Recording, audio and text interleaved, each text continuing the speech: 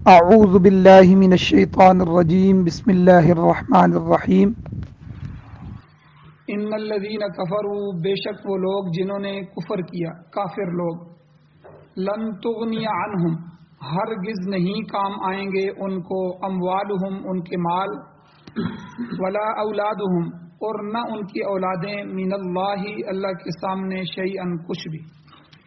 کافروں کو ان کے مال اور اولادیں اللہ کے سامنے کوئی کام نہیں آئیں گی۔ فَأُولَئِكَ هُمْ وَقُودُ النَّارِ، اور یہی وہ لوگ جو کافر ہیں یہ آگ کا ایندھن ہوں گے، جہنم کا ایندھن ہوں گے۔ کَدَأْبِ آلِ فرعون، ان کی حالت آل فرعون کی طرح ہے، اور والذین من قبلہم، اور ان لوگوں کی طرح ہے جو ان سے بھی پہلے گزرے ہیں۔ کذبوا بآیاتنا، انہوں نے کیا کیا کہ انہوں نے ہماری آیتوں کو جھٹلایا۔ پھر کیا ہوا؟ فأخذہم اللہ بذنوبہم، پس اللہ نے ان کو پکڑ لیا ان کے گناہوں کی وجہ سے۔ واللہ شدید العقاب، اور اللہ تعالیٰ سخت پکڑنے والے ہیں، سخت سزا دینے والے۔ قل للذین، اے میرے نبی آپ کہہ دیجئے ان لوگوں کو، کفروا، جنہوں نے کفر کیا، کہ ستغلبون، ان قریب تم مغلوب ہوگے، تمہیں مغلوب کیا جائے گا، وتحشرون الی جہنم، اور تم اکٹھے کیے جاؤ گے جہنم کی طرف، وبئس المہاد، اور وہ جہنم بہت ہی برا ٹھکانہ ہے۔ قد کان لکم آیۃ، تحقیق تمہارے لیے نشانی ہے، فی فئتین، ان دو گروہوں میں، التقطا، جو آپس میں ٹکرا گئے۔ فئتن، ایک گروہ تو تقاتل فی سبیل اللہ، اللہ کے راستے میں جہاد کرنے والا، اللہ کے راستے میں قتال کرنے والا، وأخرى، اور دوسرا گروہ کافرتن، کافروں کا گروہ تھا، یہ غزوہ بدر کی بات اللہ کر رہے ہیں۔ یرونہم مثلیہم، کہ وہ دیکھ رہے تھے ان کو ان کے دگنا، جتنا وہ لشکر تھا اس سے دگنا ان کو نظر آ رہا تھا، رأی العین، اپنی آنکھوں سے دیکھنا۔ واللہ یؤید بنصرہ، اللہ تعالیٰ تائید فرماتے ہیں، مدد فرماتے ہیں اپنی مدد کے ساتھ، من یشاء، جسے چاہتے ہیں۔ ان فی ذلک لعبرہ، بے شک اس میں البتہ عبرت ہے، نصیحت ہے، لأولی الابصار، آنکھوں والوں کے لیے۔ سورہ آل عمران کی آیت نمبر 10، 11، 12 اور 13، یہ 4 آیتیں آج کے درس میں ذکر ہوئی ہیں۔ سب سے پہلے ان آیتوں کا ربط آیات کیا ہے، پچھلی آیتوں سے ان کا تعلق کیا ہے، ربط کیا ہے۔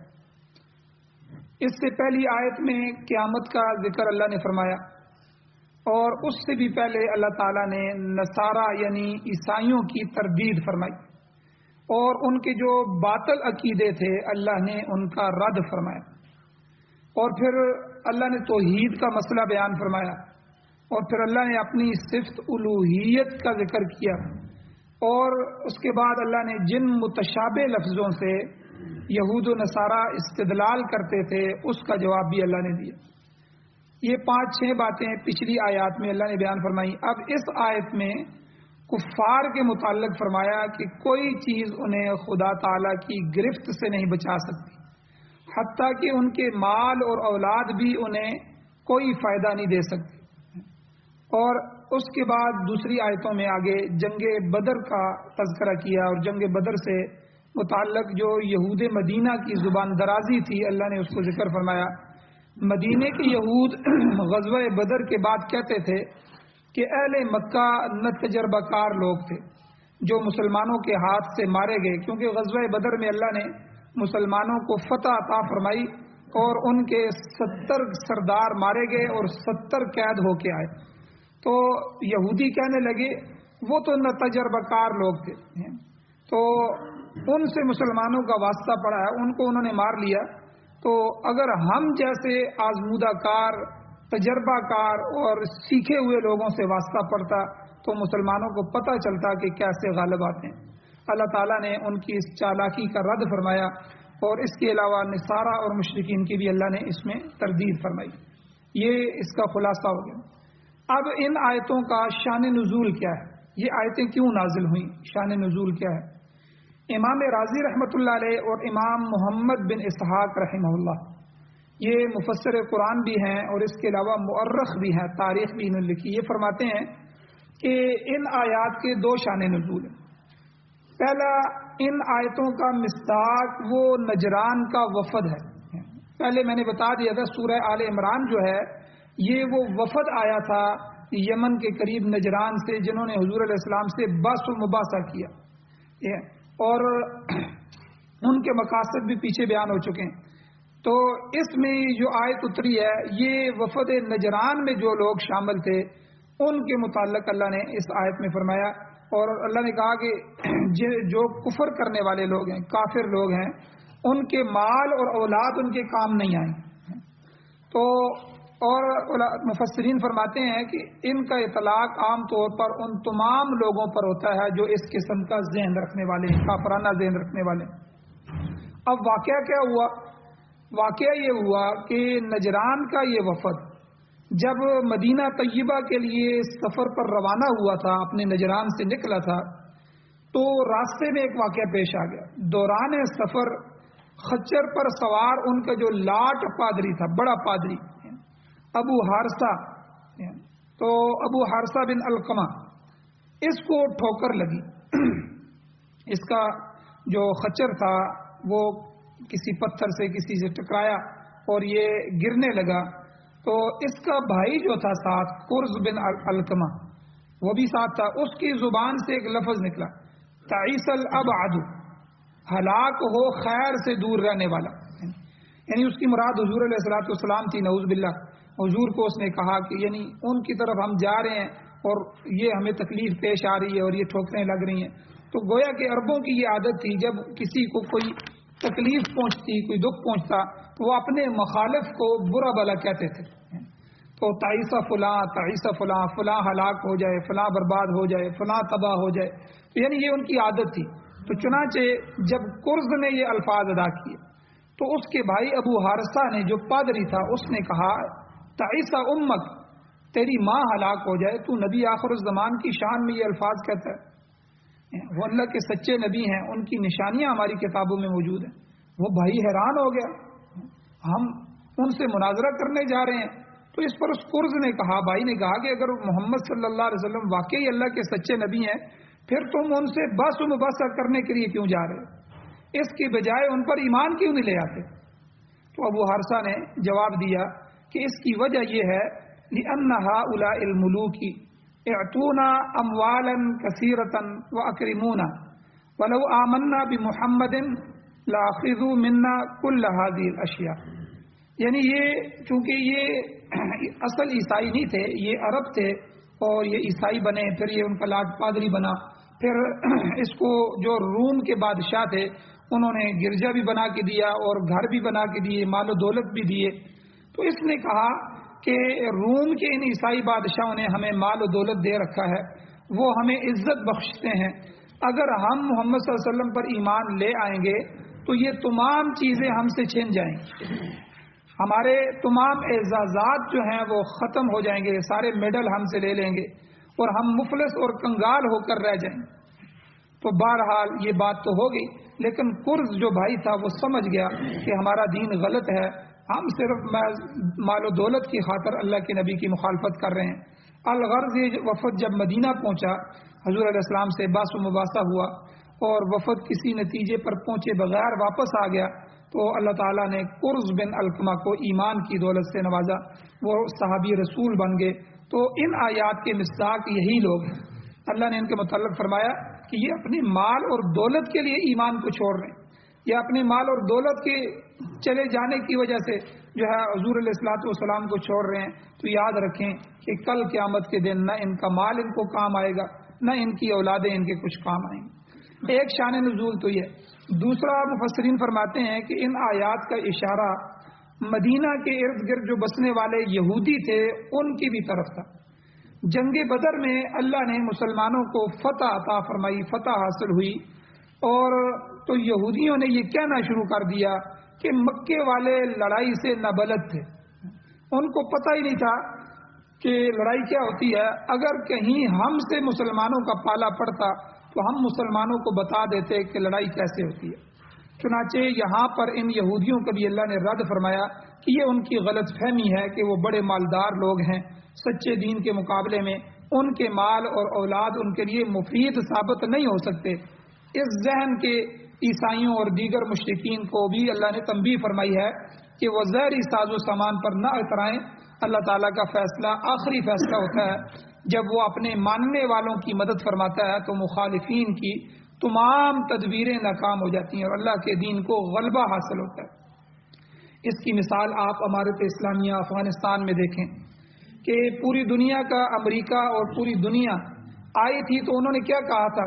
ایک تو بش نے یہ اعلان کیا تھا کروسڈ وار، یہ صلیبی جنگیں شروع ہو گئی ہیں۔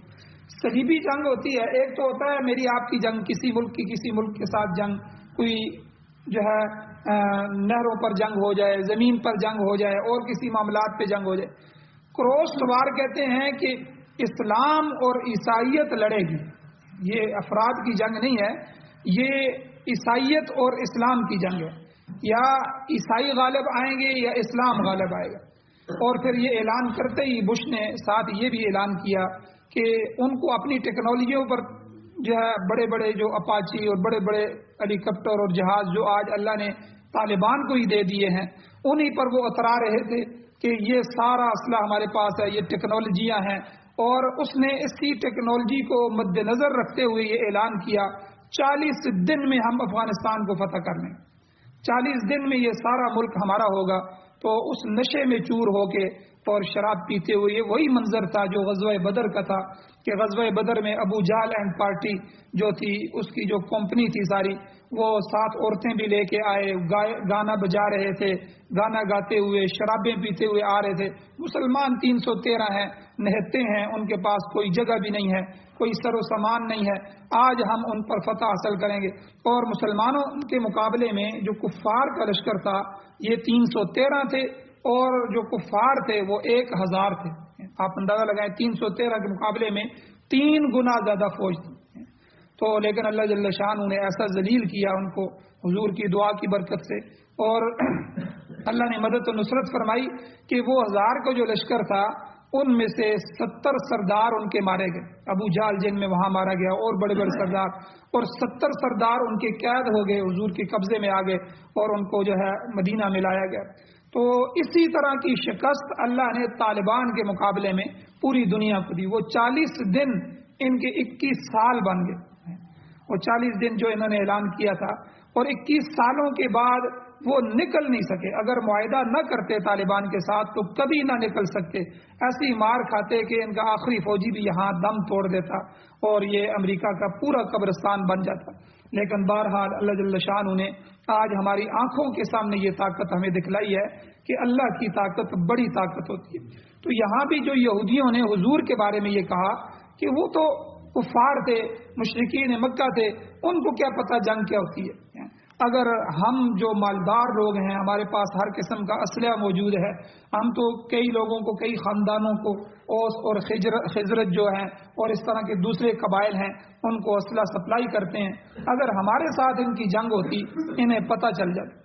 تو بہرحال اللہ جل شانہ نے یہاں ان کو یہی سمجھایا کہ دیکھو کہ جب اللہ کا آخری فیصلہ آتا ہے، جب وہ اپنے ماننے والوں کی مدد کرنا شروع کرتا ہے تو مخالفین کی جتنی بھی تدبیریں ہوتی ہیں وہ ساری ناکام ہو جاتی ہیں۔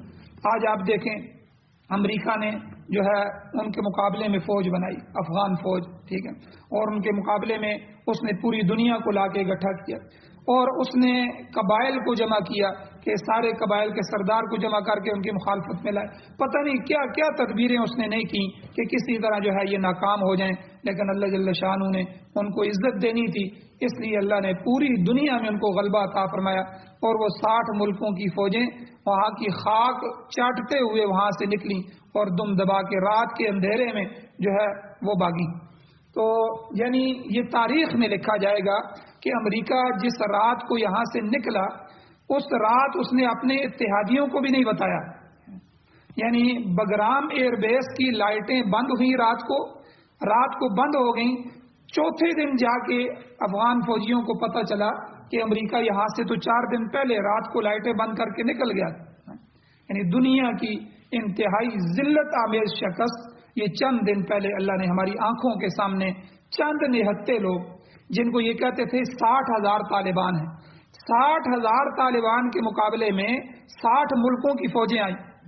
یعنی کوئی بندہ یقین کر سکتا ہے کہ لیکن اللہ جل شانہ نے ہماری آنکھوں کے سامنے ان کو شکست دی، اور دنیا کی ذلت ترین شکست جو ہے جن کو یہ کبھی بھی نہیں بھول سکتے، اللہ نے ایمان والوں کو جو ہے عزت عطا فرمائی اور ان کو شکست دی. تو یہاں بھی اللہ نے فرمایا ان الذین کفروا، بے شک وہ لوگ جنہوں نے کفر کیا، لن تغنیا ہرگز نہیں کام آئیں گے، عنہم ان کو، اموالہم ان کے مال، ولا اولادہم نہ ان کی اولادیں، من اللہ اللہ کے سامنے، شیئن کچھ بھی، کچھ کام نہیں آئیں گے، 1 روپیہ بھی کام نہیں آئے گا. اولاد کو یا کسی طرح کام، یعنی جب اللہ کی گرفت آئے گی تو مال اور اولاد جن کی خاطر وہ ایمان سے محروم رہے ہیں انہیں اس گرفت سے وہ بچا نہیں سکیں گے. دوسرے مقام پر حضرت ابراہیم علیہ السلام کی جو دعا ہے سورہ شعراء کے اندر اللہ نے اس کو ذکر کیا.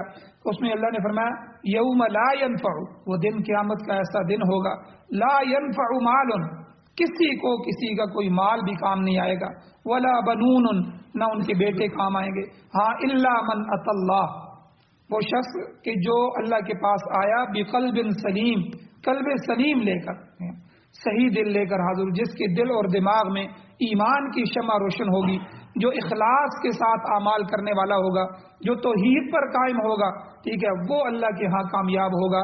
اس کے علاوہ کسی کے کوئی مال اور اولاد کوئی کام نہیں آئے گی. آج کتنے لوگ ہیں آپ معاشرے میں دیکھیں جو مال اور اولاد کی خاطر طرح طرح کی بدعنوانیاں کر رہے ہیں، طرح طرح کی زیادتیاں کر رہے ہیں. نا انصافی جو ہے کس لیے کہ میرا مال جمع ہو جائے اولاد کو، ٹھیک ہے، رشوت خوری کر رہے ہیں کہ کسی طرح رشوت لے لوں اور میرے پاس اتنا مال جمع ہو جائے، میری اولاد جو ہے وہ کامیاب ہو جائے. ذخیرہ اندوزی ہم کر رہے ہیں، بلیک مارکیٹنگ کر رہے ہیں، پتہ نہیں کیا کچھ ہو رہا ہے. یہ سب کچھ مال اور اولاد کی خاطر ہو رہا ہے.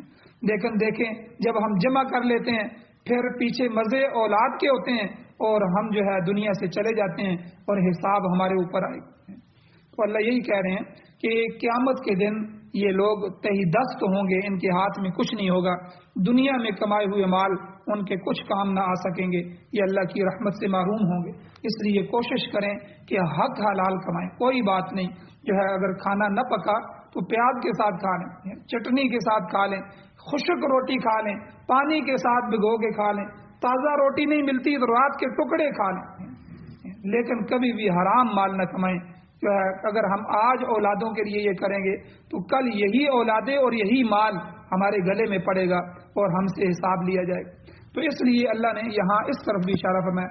تو اور سورہ الحاقہ میں اللہ فرماتے ہیں کہ جس بدبخت کا اعمال نامہ اس کے بائیں ہاتھ میں آئے گا قیامت کے دن، یا تو اعمال نامہ دائیں ہاتھ میں دیا جائے گا یا بائیں ہاتھ میں دیا جائے گا، اور یہ نشانی ہوگی کہ یہ لوگ کامیاب ہیں یہ ناکام ہیں. جو بھی ان کا ہوگا، جتنا بھی دنیا میں انہوں نے کیا ہوگا، غلط کام یا اچھے کام، یہ فرشتے لکھ رہے ہیں. اللہ کہتے ہیں کرامن کاتبین یعلمون ما تفعلون، یہ لکھنے والے فرشتے، معزز فرشتے لکھ رہے ہیں اور یہ ہر چیز کو نوٹ کر رہے ہیں. قیامت والے دن یہ سارا اعمال نامہ اللہ جل شانہ ہمارے ہاتھ میں پکڑائیں گے. اب یا تو دائیں ہاتھ میں ملے گا یا بائیں ہاتھ میں ملے گا. جن کو دائیں ہاتھ میں ملے گا وہ خوش ہوں گے، وہ کامیاب ہوں گے، ہر ایک کو دکھا رہے ہوں گے. اور جس کو بائیں ہاتھ میں ملے گا اس کا منظر اللہ سورہ الحاقہ میں پیش کرتے ہیں. اللہ کہتے ہیں فیقول، وہ کہے گا یا لیتنی لم اوت کتابیہ، ہائے کاش کہ مجھے میری کتاب ہی نہ دی جاتی، میرا عمل نامہ ہی نہ دیا جاتا. ولم ادری ما حسابیہ، میں نہ جانتا کہ حساب کیا چیز ہوتی ہے، مجھ سے حساب کتاب ہی نہ لیا جاتا. اور یا لیتہا کانت القاضیہ، ہائے کہ وہ فیصلہ کرنے والی میرا فیصلہ کر دیتی، موت آ جاتی. موت کو بھی اللہ نے اس دن ختم کر دینا ہے، مجھے موت آ جائے، میں مر جاؤں، مجھے کیوں بائیں ہاتھ میں جو ہے یہ دیا. اور اللہ کہتے ہیں اس وقت کہے گا ما اغنی عنی مالیہ، آج میرے مال نے مجھے کوئی نفع نہیں دیا. کل اسی مال کے لیے میں نے ظلم بھی کیے، رشوتیں بھی لیں اور انتہائی ناانصافیاں کی. آج یہی مال جو مجھے یہاں کام آنا چاہیے تھا آج یہاں کوئی کام نہیں آیا. تو الغرض اس مقام پر بھی اللہ نے یہی فرمایا کہ کفر کرنے والوں کے جو مال ہیں اور ان کی اولادیں ہیں وہ ان کے کچھ کام نہیں آئیں گے. اور آگے اللہ نے فرمایا وَأُولَئِكَ هُمْ وَقُودُ النَّارِ، ایسے لوگ خود دوزخ کا ایندھن ہوں گے، جہنم کا ایندھن ہوں گے. تو دوزخ کے ایندھن کے متعلق اللہ نے فرمایا وقودها الناس والحجارہ، کہ اس دوزخ کی جو ایندھن ہوگا وہاں لکڑیاں نہیں. ہم تو کیا کرتے ہیں، ہمارا جو چولہا ہوتا ہے وہ کس سے جلتا ہے؟ ہمارا چولہا تو جلتا ہے لکڑی کے ساتھ، یا تھاپیاں ہوتی ہیں ان کے ساتھ، یا گیس ہوتی ہے گیس کے ساتھ. لیکن جہنم کو اللہ کس سے جلائیں گے؟ جہنم کو اللہ کس سے بھڑکائیں گے؟ اللہ قرآن میں کہتے ہیں وقودها الناس والحجارہ، انسان اور پتھر دوزخ کا ایندھن ہوں گے. جو ہے لکڑیوں کی جگہ انہی انسانوں کے ساتھ اس جہنم کو بھڑکایا جائے گا. اور حدیث میں آتا ہے، حدیث کا مفہوم ہے کہ اللہ جل شانہ نے جہنم سے وعدہ کیا کہ میں تجھے جو ہے انسانوں سے بھروں گا، جو میرے جو ہے انکار کرنے والے ہیں کافر لوگ ہوں گے تو میرے عذاب کا شکار ہوں گے. تو اس لیے یہاں بھی اللہ نے فرمایا اولئک هم وقود النار، یہ لوگ جو ہیں یہ جہنم کا ایندھن ہوں گے. اور اللہ جل شانہ کیونکہ کفر کے پروگرام کو غالب کرنے کے لیے انہوں نے حق کا مقابلہ کیا ہے اور حق کے راستے میں روڑے اٹکائے ہیں. حضور علیہ الصلوۃ والسلام اور صحابہ اکرام کی مخالفت کی اور طرح طرح کی تکلیفیں ان کو دی ہیں. اس لیے قیامت کے دن اللہ جل شانہ ان کو جہنم کا ایندھن بنائیں گے. آگے اللہ نے اگلی آیت میں ان کفار کو، یہ جو کافر تھے حضور کے زمانے کو، ان کو آل فرعون کے ساتھ تشبیہ دی. اللہ نے فرمایا کہ جیسی عادتیں فرعون اور فرعون کی قوم کی تھیں ویسی ہی ان کی بھی ہیں. قوم فرعون کو وہ کیا عادت تھی کہ فرعون کی قوم کو یقین ہو گیا تھا کہ حضرت موسیٰ علیہ السلام، حضرت ہارون علیہ السلام اللہ کے برحق پیغمبر ہیں، سچے پیغمبر ہیں، مگر وہ ماننے کے لیے تیار نہیں. سورہ نمل میں اللہ فرماتے ہیں وَجَحَدُوا بِهَا، کہ وہ ان کا انکار کر رہے تھے. آگے ظلم و عدوا، حد سے تجاوز کرتے ہوئے، ظلم کرتے ہوئے، ضد اور تعصب کی وجہ سے وہ موسیٰ علیہ السلام کو، ہارون علیہ السلام کو نہیں مان رہے تھے. لیکن اللہ کہتے ہیں وَاسْتَيْقَنَتْهَا أَنفُسُهُمْ، حالانکہ ان کے نفس یقین کر رہے تھے. دلوں کی، نفسوں کی یہ حالت تھی کہ وہ یقین کر رہے تھے. فرعون مانتا تھا. اب دیکھیں آگے آئے گا کہ جب فرعونیوں پر عذاب آئے، مینڈکوں کا عذاب آیا، خون کا عذاب آیا، ٹھیک ہے، اسی طرح کئی عذاب آئے. تو اب وہ جب عذاب آتے تو فرعون حضرت موسیٰ علیہ السلام کے پاس جاتا، کہتا دیکھو آپ اللہ سے دعا کریں کہ یہ عذاب ہم سے ٹل جائے. تو یہ اس بات کی نشانی اور علامت تھی کہ وہ مانتا تھا کہ یہ اللہ کے نبی، تو لیکن وہ اس کو جو ہے یقین نہیں کر رہے تھے، ان کے اوپر ایمان نہیں لا رہے تھے. تو اس کی وجہ کیا تھی کہ اگر ہم ایمان لے آتے ہیں تو میری بادشاہت چلی جائے گی، جو میں لوگوں کا خدا بنا ہوا ہوں یہ چیز چلی جائے گی، اور میری دولت چلی جائے گی، ہر چیز چلی جائے گی. اسی وجہ سے جو ہے وہ ایمان نہیں لا رہے. تو اسی عادت کو اللہ نے یاد ذکر کیا. اللہ فرماتے ہیں کدأب آل فرعون، ان کی عادت فرعون والوں کی عادت کی طرح، والذین من قبلہم، اور ان لوگوں کی عادتوں کی طرح ہے جو ان سے بھی پہلے قومیں گزری ہیں، غلط قومیں. تو یعنی ان کفار کا بھی وہی شیوہ ہے جو آل فرعون کا تھا کہ محض دنیا کی مال و متاع کی خاطر حق کو قبول کرنے پر تیار نہیں تھے. یہ لوگ بھی مال اور اولاد کی خاطر دین حق سے منہ موڑ رہے ہیں. یہاں دأب کے معنی جو ہوتا ہے عادت اور خصلت کے ہوتے ہیں. اللہ تعالیٰ نے ہر دو اقوام کی عادتوں اور خصائل کا موازنہ فرمایا. اور آل کا جو لفظ ہوتا ہے، آل کا، یہ اس سے مراد صرف صلبی اولاد نہیں ہوتی جو ہماری نسل سے جا رہی ہو، بلکہ یہ لفظ عام ہے. اس لفظ میں تمام جو حوالی ہیں، موالی ہیں، تمام ہاں میں ہاں ملانے والے، مجلس میں بیٹھنے والے، تعلق رکھنے والے، دوست یار، یہ سب لوگ اس میں شامل ہوتے ہیں. تو والذین من قبلہم، اللہ نے فرمایا ایک تو یہ فرعونیوں کی طرح ہے، دوسرا ان لوگوں کی طرح جو ان سے پہلے قومیں گزری ہیں تو جنہوں نے اپنے اپنے انبیاء کا انکار کیا. جیسے حضرت نوح علیہ السلام کی قوم تھی، حضرت ہود علیہ السلام، حضرت صالح علیہ السلام کی قومیں تھیں، حضرت ابراہیم علیہ السلام کی قوم ہے، وغیرہ وغیرہ. جتنے نبیوں کی قومیں جنہوں نے انکار کیا ان کی بھی یہی عادت تھی کہ ان میں سے بعض مان گئے لیکن انہوں نے ایمان نہیں لایا. اچھا، حضور علیہ السلام نے جب خط لکھنے شروع کیے، صلح حدیبیہ ہو گیا، بیچ میں کچھ وقفہ مل گیا، تو حضور نے جب مختلف قوموں کی طرف خط لکھے تو ایک خط حضور نے کیسر روم کی طرف لکھا. بڑی طاقت تھی، بڑی سپر پاور تھی اس وقت. تو کیسر نے جو ہے حالات کا جائزہ لینے کے لیے کچھ عربوں کو بلایا کہ دیکھو بازار میں اس علاقے کے کچھ عرب ہیں، میں ان سے کچھ پوچھنا چاہتا ہوں.